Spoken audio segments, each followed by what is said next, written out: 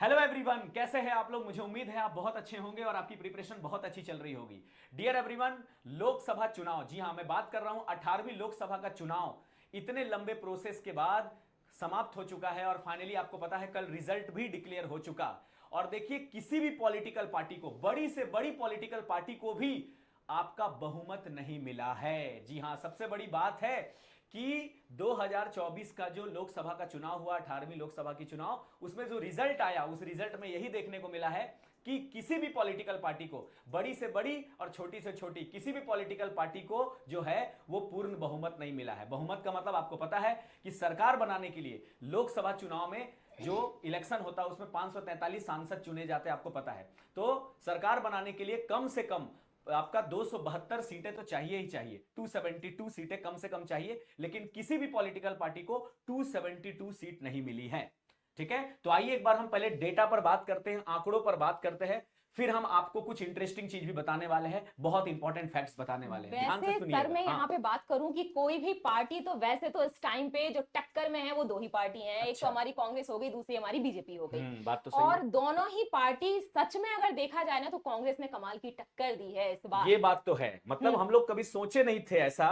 कि हाँ, मतलब जिस तरह राहुल, से हाँ माहौल बना हुआ था, हवा बना बिल्कुल, हुआ था कि बीजेपी ही आगे आएगी, वो बीजेपी भी ही आगे 400 आएगी। पार। और मोदी जी भी देखिए, मतलब कि जब भी चुनावी रैली में जा रहे थे, हाँ, अब की बार 400 पार, 400 अब की पार, बार 400 पार। बिल्कुल सही तो बात है। हमें भी लगा कि हो सकता है 400 पार, क्योंकि भाई मोदी जी का लहर चल रहा है। तो हो सकता है, क्योंकि 2014 का अगर आप चुनाव देखिए मैडम, हाँ। 2014 के इलेक्शन में, हम्म 2014 के लोकसभा चुनाव में हम्म बीजेपी को, अकेला सिर्फ बीजेपी की बात करें, हम एनडीए की बात नहीं कर रहे, हम सिर्फ हम्म बीजेपी की बात करें, तो बीजेपी को 282 सीट मिला था। बिल्कुल सही बात है। 2019 में हाँ फिर से ये मोदी लहर चला, तो हाँ, 2019 में बीजेपी को करीबन 303 सीटें मिली। 303 सीट्स मिली थी, लेकिन बिल्कुल इस सही। बार भी पूरी संभावना थी। हाँ, ठीक है, मतलब जिस तरह से इलेक्शन खत्म होने के बाद जो एग्जिट पोल आया, बिल्कुल उससे सही तो बात। सारी मीडिया यही कह रही थी, अलग अलग मीडिया, कि और लोग कह 400 रहे थे पार, कि इस 400 बार पार। तो 400 पार हो जाएगा, बीजेपी ही बहुमत लाएगी फिर से बिल्कुल। इस बार।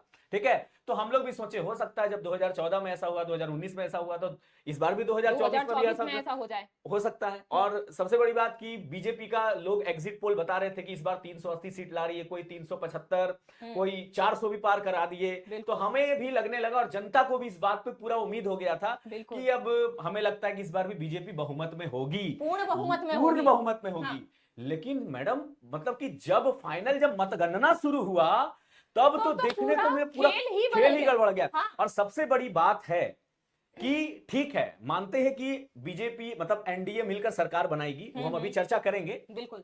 तो ठीक है, अगर मान लीजिए हम प्रधानमंत्री फिर से बनते हैं, मोदी जी, हाँ, गठबंधन की सरकार बनेगी तो कंफर्म है, क्योंकि अब किसी भी अगर पॉलिटिकल हाँ, पार्टी को अगर बहुमत नहीं बीजेपी मिला भी है, जाएगी तब भी गठबंधन की सरकार सरकार बननी है, बनेगी कांग्रेस में आते हैं तो तब भी भी गठबंधन की गठबंधन की सरकार सरकार बनेगी। बननी है। सरकार चाहे किसी की भी बने, लेकिन सबसे बड़ी बात है कि कांग्रेस इस बार, और पूरा जो इंडिया अलायंस है, हाँ, जो विपक्ष बड़ी है, मजबूती के साथ खड़े उसने हुए। इस बार जबरदस्त तरीके से बहुत पूरा अच्छा एनडीए परफॉर्मेंस। को टक्कर दिया है। बीजेपी और उसके अंदर जितनी भी पॉलिटिकल पार्टी है, जिसको हम एनडीए कहते हैं मिला जुलाकर, तो सबको बिल्कुल इन्होंने इस बार, जो कांग्रेस है, सपा है, या जो भी इंडिया अलायंस है, इसने बहुत जबरदस्त टक्कर दिया है। बिल्कुल सर, ठीक है बिल्कुल ना। सही बात है। मानते हैं कि इस बार सपोज, चलो राहुल गांधी इस बार प्राइम मिनिस्टर नहीं भी बनते हैं, हाँ, ठीक है, लेकिन ये बात तो है कि टक्कर बड़ा शानदार मतलब इस हुआ है। बार विपक्ष जो है ना बहुत मजबूत बहुत रहा। मजबूत है, और विपक्ष मजबूत होना भी चाहिए। ये ठीक बात है, बिल्कुल सही है। बिल्कुल अटल सही बिहारी बात। वाजपेयी जी हमेशा कहते थे बिल्कुल कि जो विपक्ष है वो बहुत मजबूत होना चाहिए, तभी तो राजनीति का मजा आता मजा है। आता है, बिल्कुल ये होना और चाहिए। सबसे बड़ी बात पता है सर, मैं आपको बताऊं, जब इंदिरा गांधी जी सत्ता में थी,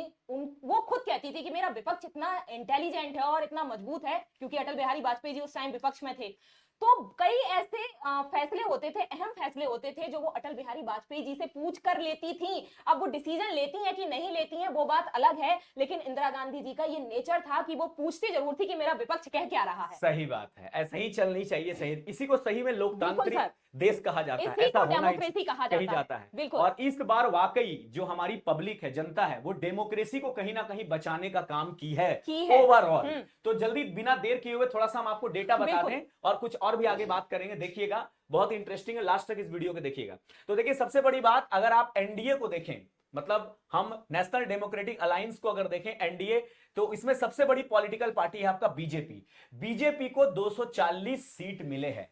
अगर बीजेपी को कम से कम 272 या उससे ज्यादा सीट मिल जाता, तो किसी भी अकेला गठबंधन की जरूरत ही हाँ, नहीं थी। तब को किसी के गठबंधन की जरूरत नहीं थी, जैसा अब तक पहले हुआ था 2014-2019 के 19 चुनाव में। में, सही लेकिन बात इस है। बार 2040 सीटें लाई है, तो इसका मतलब गठबंधन की जरूरत पड़ेगी। पड़ेगी। अच्छा, उसके बाद अगर आप देखिए, शिवसेना को 7 सीटें मिली है, जनता दल को 2 सीटें मिली है, और तेलुगु देशम पार्टी, जी हाँ, हाँ, ये आंध्र प्रदेश में जो चंद्रबाबू नायडू है, बिल्कुल। उनकी पॉलिटिकल पार्टी, इसने 16 सीट हासिल की है। यानी कि पूरे भारत में अगर आप देखें, हाँ, तो एनडीए की तरफ से देखें, तो एनडीए की तरफ से दूसरी सबसे बड़ी पॉलिटिकल पार्टी है ये तेदेपा, यानी कि तेदेपा, तेलुगु हाँ, देशम पार्टी, तेलुगु 16। देशम पार्टी। और उसके बाद जदयू की बात करें, यानी कि बिहार के जो मुख्यमंत्री है हाँ, हमारे नीतीश कुमार, नीतीश कुमार, इन्होंने 12 सीट लाई है। बिल्कुल। यानी कि अगर आप देखिए, तो बीजेपी के बाद सबसे बड़ा पॉलिटिकल पार्टी एनडीए में कौन बन गया है? आपका तेलुगु देशम पार्टी, तेलुगु देशम 16 सीट लाके।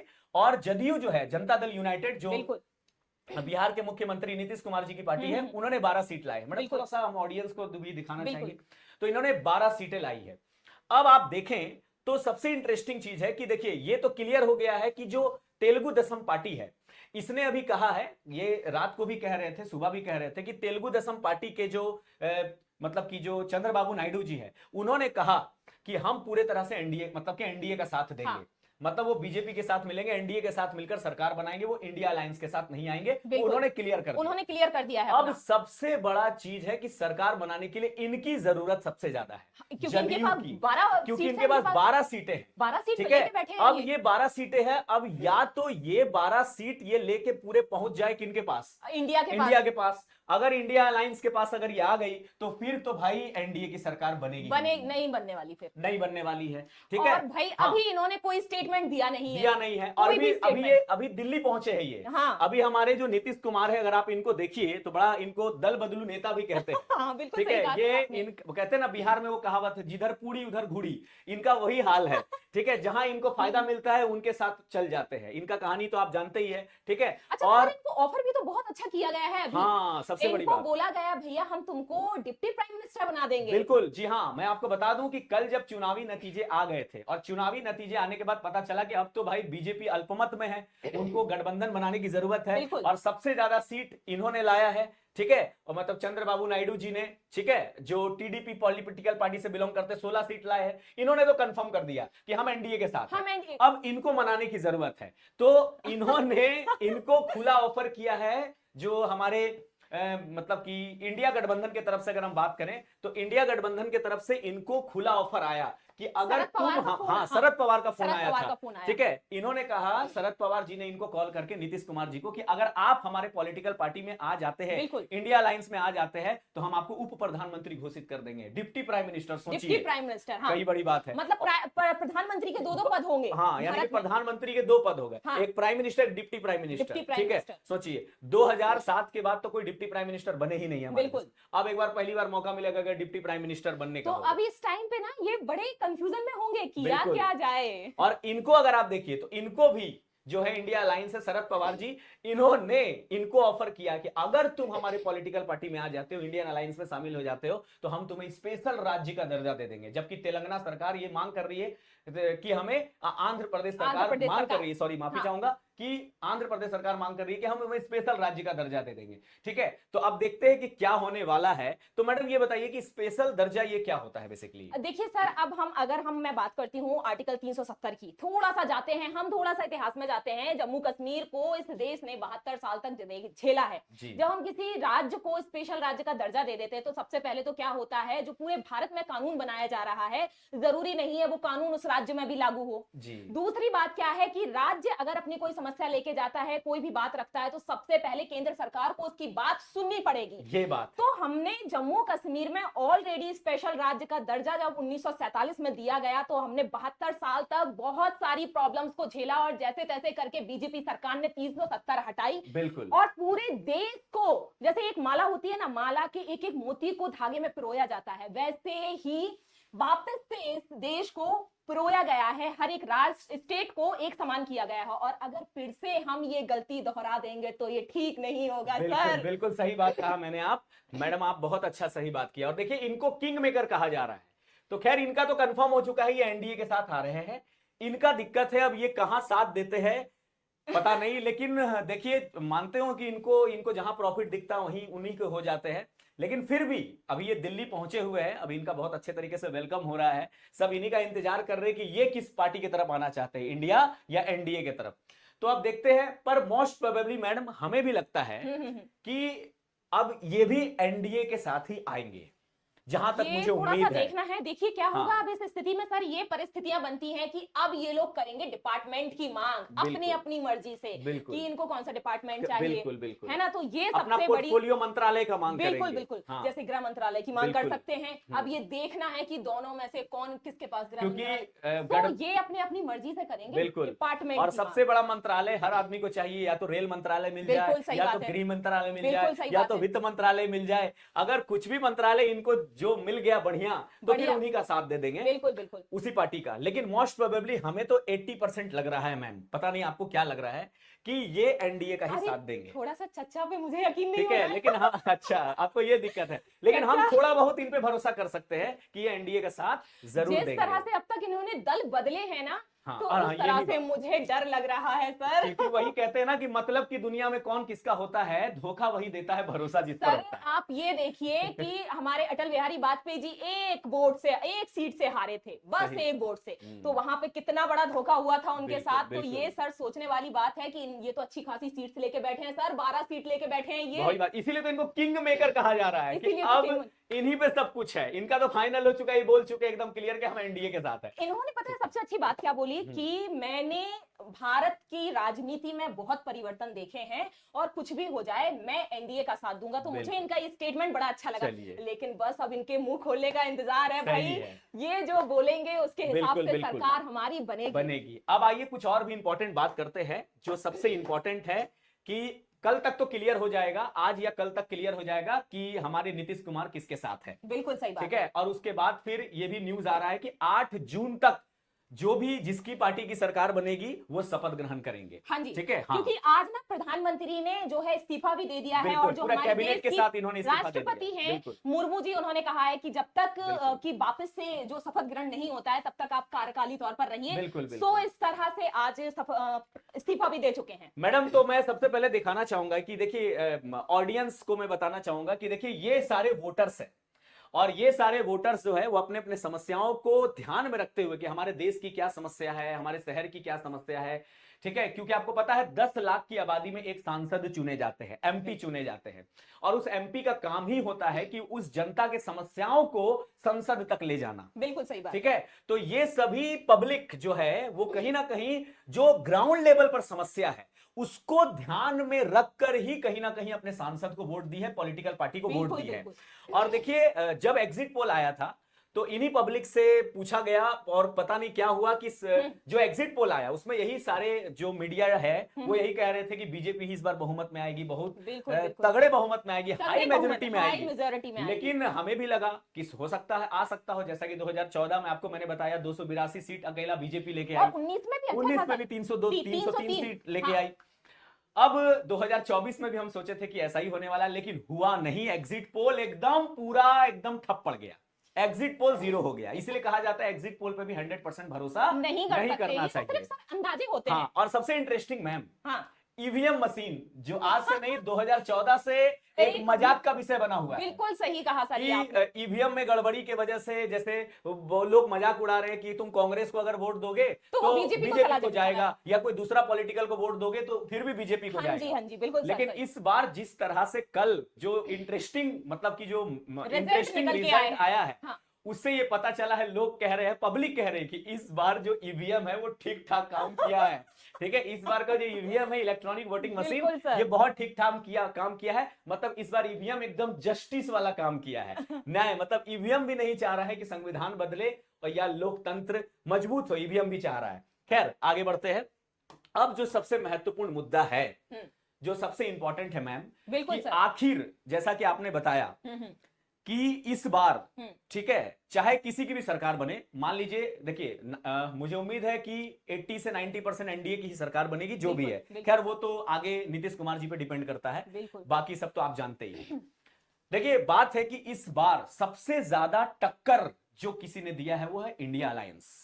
इंडिया अलायंस जो है वो बहुत ही मजबूती से इस बार चुनाव लड़ी है और गजब का टक्कर दी है। बिल्कुल सर। ऐसा टक्कर दे दिए कि सोचिए, उत्तर प्रदेश, कहा जाता है कि उत्तर प्रदेश से ही मतलब केंद्र सरकार बिल्कुल, का केंद्र का केंद्र रास्ता उत्तर मतलब प्रदेश से केंद्र होकर का जो जाते हैं। रास्ता है लोकसभा चुनाव जीतने का, हाँ, हाँ। उसका चाबी उत्तर प्रदेश से ही खुलता है। क्योंकि सर सीट्स बहुत सीट हैं। ज्यादा है, पॉपुलेशन भी ज्यादा है, लोकसभा, राज्यसभा, विधानसभा, विधान परिषद सबकी सीटें ज्यादा। बिल्कुल 80 सही बात है। लोकसभा सीटें में आप समझ लीजिए 37 सीटें सिर्फ सपा ले गई है, 37 और 33 सीट्स केवल मिले हैं बीजेपी बीजेपी को। बिल्कुल सही बात है। तो और उत्तर सबसे प्रदेश से बड़ी तो सोचा ही नहीं जा सकता है कि इस बार उत्तर प्रदेश के पब्लिक ने भी कायाकल्प करके रख दिया है। और इसका उत्तर मतलब प्रदेश- मैडम हाँ, कहीं ना कहीं पब्लिक का मुद्दा कुछ और है जिस पर बिल्कुल हमारी सही- सरकार को बिल्कुल सोचने सही की बात। जरूरत है। बिल्कुल कहीं सही कहा सर बिल्कुल आपने। हाँ, हाँ। कहीं ना कहीं अगर देखा जाए तो कहीं ना कहीं अगर हम देखें तो इस बार अगर बीजेपी अल्पमत में आई है तो उसके पीछे कुछ कारण है। बिल्कुल।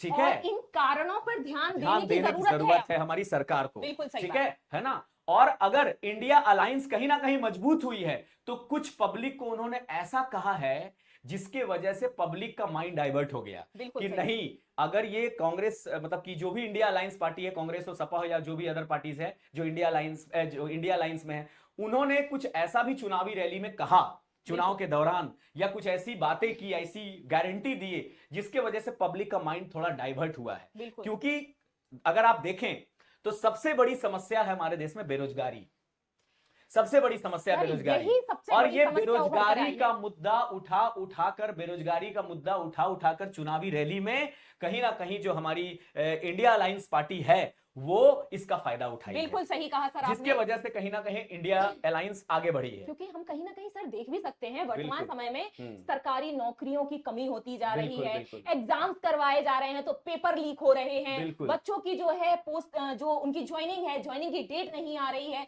तो इतने सारे इशू हैं, गवर्नमेंट सेक्टर में जॉब ही नहीं निकल रही है। कहीं ना कहीं इस बार बीजेपी जो अल्पमत में आई है उसमें यूथ का सबसे बड़ा योगदान है। यूथ का ये बहुत बिल्कुल सही कही आपने, बिल्कुल युवा सही। ही उनको कम वोट दिए हैं। बिल्कुल सही बात। क्योंकि बेरोजगारी एक सबसे बड़ा मुद्दा है, खासकर हम बात करें गवर्नमेंट जॉब्स में। गवर्नमेंट जॉब्स में बिल्कुल सर। बच्चे इतना मेहनत से तैयारी करते हैं, और वैकेंसी जब नहीं आ रही पेपर है, लीक पेपर हो लीक जाए हो रहा है, तो ये ये सारी बहुत ज्यादा तकलीफ दे हो जाता है बिल्कुल। बच्चों के लिए। तो कहीं ना कहीं बेरोजगारी के वजह से भी बीजेपी इस बार थोड़ा सा कम वोट पाई है। ठीक है, उसके बाद अगर आप देखें दूसरा मुद्दा है महंगाई।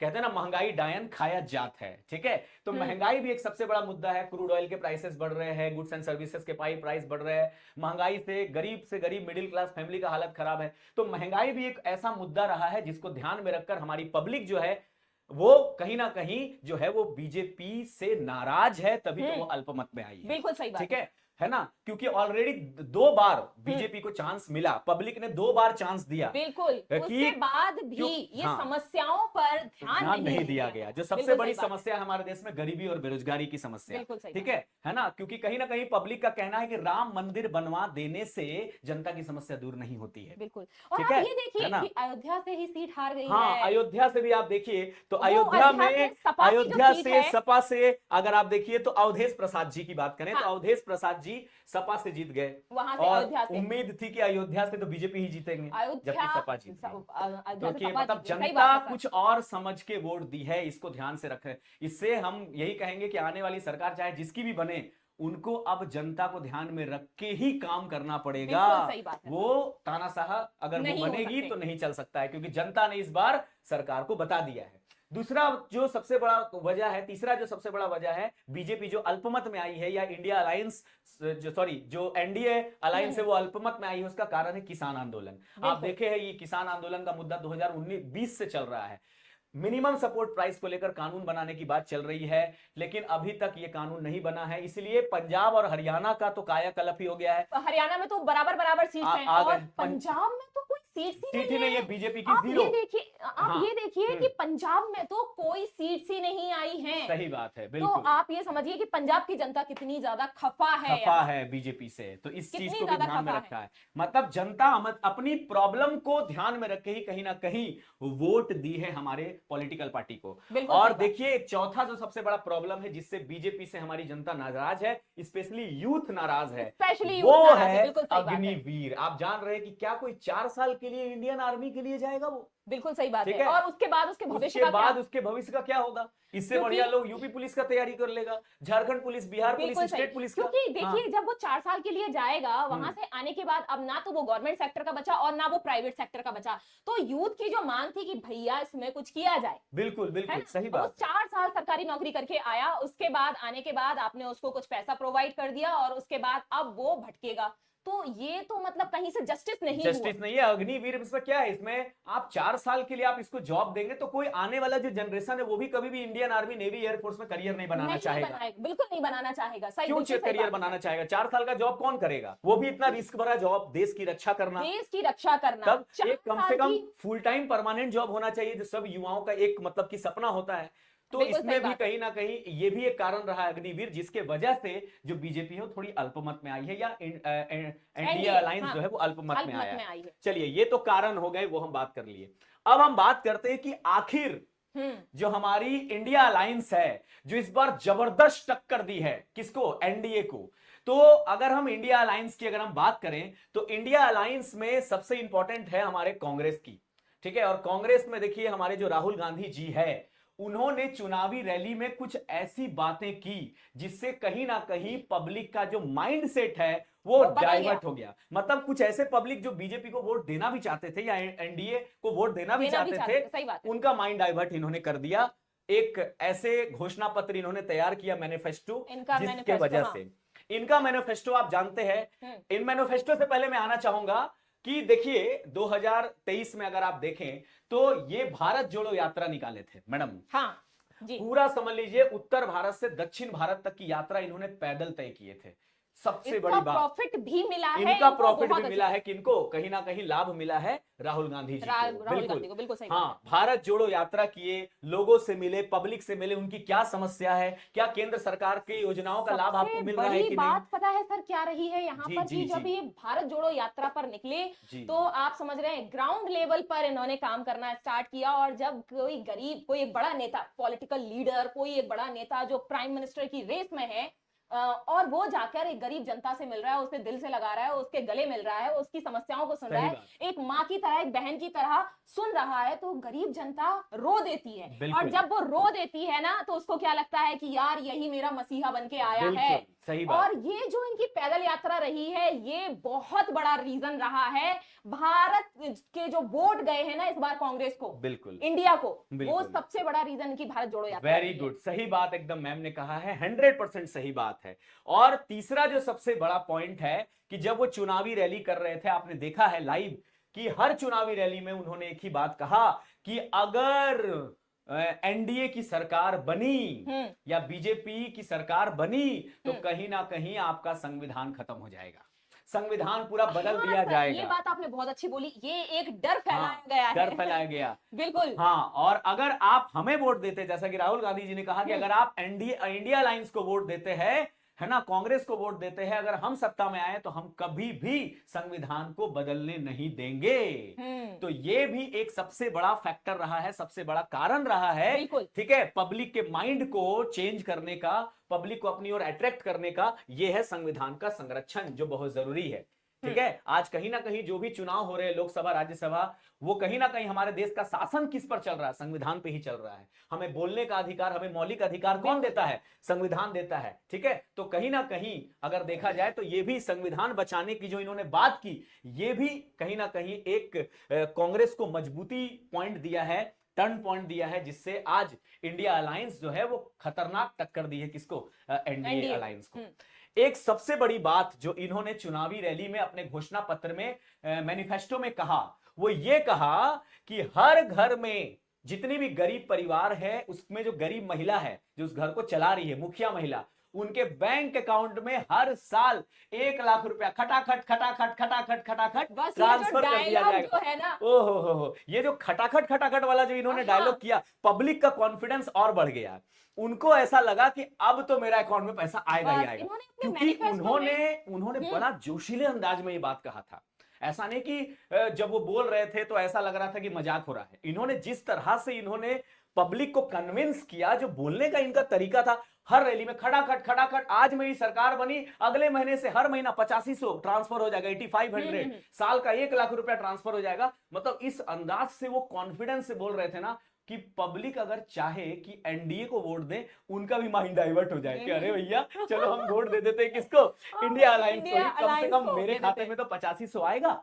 ठीक है, ये एक सबसे बड़ी बात है। तो पैसे का भी अच्छा खासा लालच दिया गया है। हाँ बिल्कुल, पैसे का भी अच्छा सा खासा, मतलब आप लालच क्या बोलेंगे, मतलब जो भी समझिए। देखिए, हाँ, अगर सही में अगर देखा जाए अगर यहाँ पर, तो एक तो यहाँ पर भावनात्मक रूप से ये खेल गए हैं खेल बहुत गए अच्छे हैं, से, बिल्कुल, हाँ। है ना। भावनात्मक रूप से यहाँ पे इन्होंने फैलाया है डर, कॉन्स्टिट्यूशन का डर, और यहाँ दिया है लालच, पैसे का लालच। और यहाँ पर भावनात्मक रूप से जो कहीं ना कहीं जो भारत जोड़ो यात्रा चला था, उसमें कहीं ना कहीं भावनात्मक रूप से जो वो पब्लिक को अपनी ओर जोड़ने का काम किए हैं। जी बिल्कुल, ये भी एक कारण रहा है। ठीक है, तो कहीं ना कहीं इस बार इंडिया अलायंस जबरदस्त टक्कर दी है। आप देखिए, जब चुनावी रैली हो रहा था तो राहुल गांधी जी जो है वो बार बार जो है वो कह रहे थे कि भारत में अडानी और अडानी अंबानी का जो रिलेशन है किनके साथ, मोदी जी के साथ, तो ये केवल इनको अमीर बनाने में लगे हुए हैं, हमारे देश को, जनता को अमीर बनाना नहीं चाहते हैं। वो चाहते हैं वो जिंदगी भर गरीब रहे। तो ये भी इनका ये स्टेटमेंट जो बार बार इन्होंने हर चुनावी रैली में दोहराया, ये भी कहीं ना कहीं जनता को माइंड डाइवर्ट किया और इंडिया अलायंस थोड़ी मजबूत हुई। उसके बाद आप देखिए, मैं आपका हूं वो उनके है, ये बात भी उन्होंने बहुत अच्छी बात की भावनात्मक रूप से। तो मैडम आप इसके बारे में क्या कहना चाहेंगे, ये क्या है, मतलब मैं आपका हूं वो उनके है? इस तरह से, मतलब इस तस्वीर से हम बहुत अच्छे से समझ सकते हैं कि जिस तरह से राहुल गांधी अपनी पैदल यात्रा पर निकले, लोकल जनता से मिल रहे हैं, नॉर्मल लोगों से मिल रहे हैं, गरीब जनता से मिल रहे हैं, उन्हें गले से लगा रहे हैं और जो सहानुभूति दे रहे हैं कि हम आपकी समस्याओं का समाधान करेंगे, आपकी समस्याओं, हम आपकी गरीबी को दूर करेंगे। हाँ, देखिए, गरीबी वो चीज होती है सर जो बड़े बड़े डिसीजंस बदल देती है, बस यही यहाँ पर हो गया। हाँ, तो हम लोग तो बचपन में जब स्कूल में पढ़ते थे मैडम, तो हम लोग को किसी ने कहा था कि देखो, टीचर कहा था कि जब गरीबी घर के दरवाजे दस्तक देती है तो इश्क मोहब्बत प्यार सब खिड़की तोड़ के बाहर चली जाती है। बिल्कुल सही बात कही सर आपने। तो ये सारी चीजें हैं। और आप देखिए कि वो उनके है, इसका मतलब ये अमीरों के बारे में कह रहे हैं। हाँ, अमीरों के बारे में कह रहे हैं कि मोदी जी उनके अमीरों के लिए है, मतलब अडानी अंबानी के लिए है, लेकिन जो मैं आपका हूं मतलब मैं गरीबों का हूं, ये कहना है इनका। उसके बाद इन्होंने ये भी कहा है कि अगर मेरी सरकार बनेगी, मतलब राहुल गांधी जी जब चुनावी रैली कर रहे थे तो उन्होंने मैनिफेस्टो में कहा, लोगों को कहा कि अगर आप हमें वोट देते हो तो मैं, मतलब कि जैसे मैं आऊंगा सत्ता में तो वैसे ही मैं 30 लाख सरकारी नौकरी दूंगा। सरकारी नौकरी, ये सबसे बड़ा मुद्दा रहा, सबसे बड़ी बात रही ये यूथ को अट्रैक्ट करने का, खासकर जो गवर्नमेंट जॉब की तैयारी कर रहे हैं, वो यूथ को अट्रैक्ट करने का एक बहुत ही बढ़िया इन्होंने अपना एक प्लान बनाया, एक स्टेटमेंट दिया है। ठीक है, वो ये है कि 30 लाख जॉब्स, आप सोचिए 30 लाख जॉब बहुत बड़ी बात होती है। अच्छा देखो, कहने का तो ये भी कह सकते थे 2 करोड़ जॉब देंगे, हाँ, सही बात 3 करोड़ जॉब देंगे, जैसा कि पहले की सरकार कहते थे, लेकिन इन्होंने एक ऐसा फिगर लिया है, ऐसा अमाउंट इन्होंने बताया कि 30 लाख। तो इससे पता चलता कि वाकई हमारे देश में 30 लाख जॉब है। वरना इनको कहना होता तो ये भी कह सकते थे 9 करोड़ जॉब देंगे, 10 करोड़ जॉब देंगे। सही बात। तो ये तो पता चल जाता पब्लिक को कि अच्छा ये झूठ बोल रहा है। ठीक है, लेकिन इन्होंने एक ऐसा अमाउंट फिक्स किया 30 लाख, ये ऐसा मतलब डेटा है जिससे वाकई पब्लिक को लग रहा कि नहीं, वाकई 30 लाख सरकारी जॉब हमें मिलेगा, ये सबसे बड़ी बात है। तो इनका वजह भी एक रहा है, ठीक है, जिससे हमारी इंडिया अलायंस मजबूत हुई है। आप देखिए, यहां पर एक गरीब मां है, ये वाकई हम थोड़ा अभी इमोशनल हो गए हैं भाई, ये सीन देखकर जब हम देखे थे, एक गरीब मां, इतना मतलब कि बीपीएल परिवार से भी लो लेवल की, इनका हस्बैंड जो है वो मतलब कि दारू पीते हैं, इनके घर में बेटियों को मारते हैं, सताते हैं, ये स्थिति हो गई थी। और फाइनली राहुल गांधी जो है वो सभी महिलाओं का एक स्पेशल, एक मतलब कि कुछ एक प्रोग्राम हुआ था जिसमें सभी गरीब महिलाएं इसमें आई थी, और मतलब कि उसको होस्ट कर रहे थे राहुल गांधी जी, और सभी गरीब महिलाओं की मतलब कि उनके क्या प्रॉब्लम है, क्या समस्या है, ग्राउंड लेवल पर सुन रहे थे। महिलाओं ने ऐसी ऐसी बातें की है जिससे आपके आंखों में आंसू आ जाएगा, कितनी गरीबी और दरिद्रता से वो जिंदगी जी रही है, अपने परिवार में वो घुट घुट के रह रही है। ठीक है, और उनके समस्याओं को सुनकर उनको गले लगाना उसके आंसू को पोंछना एक बहुत बड़ी बात होती है। तो गरीबों का भी इस बार मसीहा बन गए थे कौन? हमारे राहुल गांधी, सही बात। जिसके वजह से कहीं ना कहीं हमारे इंडिया अलायंस जो है उसको समर्थन मिला है। और बच्चों के साथ घुलना मिलना, बातें करना अच्छे से, ये सब कई ऐसे कारण हैं। और राहुल गांधी इस बार ये कहा गया है कि अब वो पहले वाले राहुल गांधी नहीं रहे, ठीक है। हाँ, अब इनमें मैच्योरिटी आ गई है और इनको तो अब राहुल गांधी जी को तो लोग मतलब कि राजीव गांधी के रूप में देख रहे थे। बताइए, दूरदर्शी नेता इनको कहा जाता है। मतलब इनके पापा जी है राहुल गांधी, आप जानते हैं। तो सॉरी माफी चाहूंगा, राजीव गांधी जी इनके पापा है। तो राजीव गांधी जी के नजर से इनको लोग देख रहे थे कि वाकई अगर इनकी सरकार बनती है तो कहीं ना कहीं देश में एक सुधार आएगा। क्योंकि हम कोई भी नई पॉलिटिकल पार्टी को चुनते हैं, सरकार बनाते हैं कि आने वाले समस्याओं को हमारा समाधान करेगा।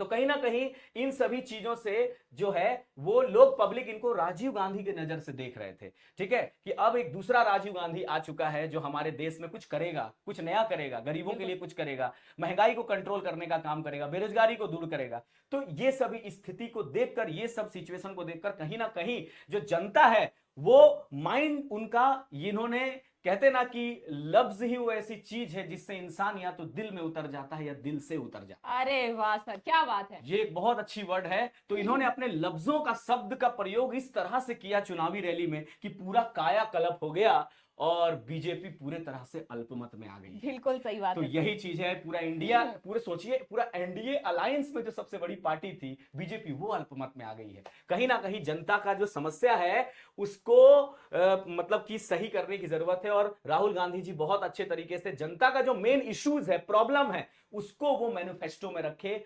चुनावी रैली में ये बातों को उठाए। और इसके वजह से हमारी जो इंडिया अलायंस है वो थोड़ी स्ट्रांग बनी है, जबरदस्त टक्कर दी है एनडीए को। आप देखिए, अब मोदी जी को थोड़ा लेते हैं। मोदी जी जो है, अगर किसी भी चुनावी रैली में जब जा रहे थे पब्लिक से आग्रह करने के लिए कि हमें वोट दो, हमें वोट दो, तो इनका स्ट्रांग पॉइंट क्या था?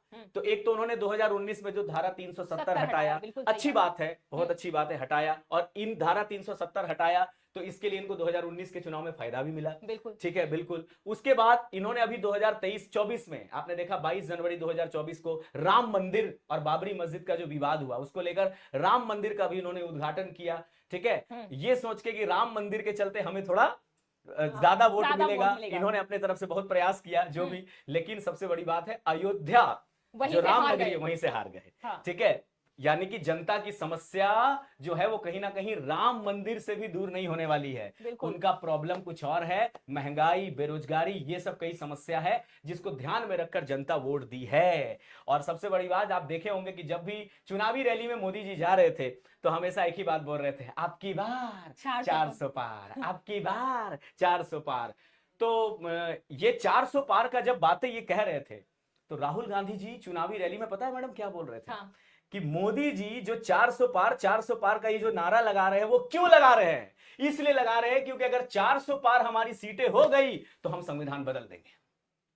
बस ये बात सुनते ही जनता का माइंड को डाइवर्ट कर दिया गया, ठीक है। मतलब कि अब जनता ये सोचने लगी कि सही में अगर 400 से ज्यादा सीट ले आती है बीजेपी तो कहीं ऐसा ना हो कि हमारा संविधान ही चेंज हो जाए, ठीक है, क्योंकि विपक्ष तो खत्म हो जाएगा, ठीक है। और 400 पार का मतलब वो कोई भी बिल पास कर सकता है, कुछ भी परिवर्तन कर सकता है, ठीक है। तो ये स्टेटमेंट जो एनडीए ने, इंडिया अलायंस ने बोला, तो इसके वजह से भी जनता सोची नहीं हम संविधान बदलने नहीं देंगे, इस तो गलत हो जाएगा, ईटा ना चलबे, ठीक है। तो इसके वजह से भी कहीं ना कहीं 400 पार की जो बातें हैं वो भी खत्म हो गई। यहां तो 300 भी नहीं आया है, ठीक है। तो ये सारी चीजें हैं डियर एवरीवन। तो देखिए अब सबसे बड़ी बात जो मैं आपको कहूंगा, क्योंकि ये एक एजुकेशनल चैनल है तो इसके पॉइंट ऑफ व्यू से मैं आपको बताता हूं, क्योंकि हम सभी टीचर सुबह से लेकर शाम तक आपको पढ़ाते रहते हैं। देखिए हम भी एक मिडिल क्लास फैमिली से बिलोंग करते हैं, बहुत गरीबी स्थिति हम लोगों ने भी देखी है। देखिए मैं आप सबको यही कहूंगा कि देखिए किसी भी पार्टी की सरकार आए, जो गरीब परिवार है, जो मिडिल क्लास फैमिली है, उनको तो मेहनत करके ही पढ़ना है, उनको अपना करियर बनाना है, ठीक है। तो कृपया आप किसी की भी पॉलिटिकल पार्टी की सरकार बने वो अलग मैटर है, अच्छी बात है, जिसकी भी सरकार बने, इंडिया अलायंस की बने या एनडीए की बने, आपको अपना मेहनत पर ध्यान देना है, आपको अपना डेडिकेशन पर काम करना है, आपको अपनी कमी को दूर करना है। बहुत उम्मीद से मम्मी पापा जो है वो आपसे उम्मीद लगाए हुए हैं कि आप आगे चल के उनकी समस्याओं को दूर करेंगे, उनके घर का आप ऐसा चिराग बनेंगे जिससे हमारे घर स्ट्रांग होगा। क्योंकि एक व्यक्ति कहते हैं ना, अगर सरकारी नौकरी ले लिया तो उसके पीछे वाला जो जनरेशन है वो सुधर जाती है। बिल्कुल सही ठीक बात है, चलो सरकारी नौकरी ही छोड़ो, हम कुछ भी बात करें, आप किसी भी सेक्टर में करियर बनाना चाहते हैं तो जी जान से आप मेहनत कीजिए, आगे बढ़िए और प्रॉपर पढ़ाई कीजिए। ठीक है ना, ऐसा नहीं कि दिन भर रीले बना रहे हैं, ठीक है, दिन भर इधर उधर की बातें कर रहे हैं, क्योंकि पढ़ाई हमेशा सफलता त्याग मांगती है, सफलता समय मांगती है। बिल्कुल सही बात है। ठीक है, देखो कल या परसों तक तो पता चल ही जाएगा, आजकल तक कि किसकी सरकार आ रही है। सरकार तो अपना मस्त चलेगी, उनको कोई टेंशन नहीं है, उनको हर तरह की फैसिलिटी मिलती है सरकार सही को। बात है। अब आपको भी उस तरह का फैसिलिटी चाहिए तो उसके लिए आपको मेहनत करना पड़ेगा लगन के साथ। तो मैडम आप क्या कहना चाहेंगे इसके बारे में, स्टूडेंट को क्या संदेश देना देखिए चाहेंगे? सर, मैं तो स्टूडेंट को यही संदेश देना चाहती हूँ कि देखिए ये है, सरकारें आती जाती रहती हैं, बिल्कुल। मैनिफेस्टो आएंगे, बदलेंगे, सही बात। किसी में कोई लालच दिया जाएगा, किसी को कोई कुछ और लालच दिया जाएगा, लेकिन भाई ऐसा है, देखिए बैसाखी के सहारे जिंदगी नहीं कटती है। और ठीक है, सहारे कितने भी अच्छे हो एक दिन एक साथ दिन छोड़ ही साथ जाते छोड़ हैं। ही जाते हैं। सो बिल्कुल। देखिए, सहारों के बलबूते पर नहीं, अपने बलबूते पर अपना वजूद बनाइए, अच्छे से पढ़ाई कीजिए, अच्छे से तैयारी कीजिए और अपनी मंजिल को पाइए। तो थैंक यू एवरीवन, आज के थैंक यू सेशन सो को हम मच। इतना ही रखते हैं। बहुत बहुत धन्यवाद। अगर सेशन अच्छा लगा हो तो please like, subscribe and share. Thank you everyone, all thank